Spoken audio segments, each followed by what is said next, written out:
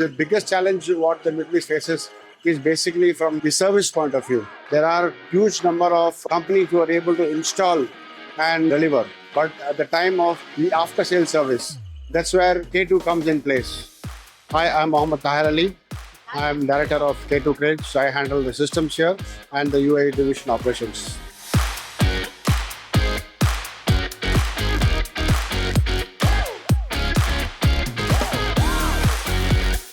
K2 Cranes as an establishment, it's been a long journey of 19 years. Now we've been into this business for quite some time now, and it was time that we have our footprints across the globe. So this was the first area where we felt the GCC countryside where we could establish a footprint, because we already have some customers who have been delivered cranes and been very extremely satisfied.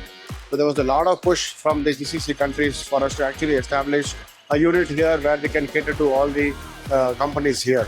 So that's when the idea struck a couple of years back that we should have a base in K2 Cranes.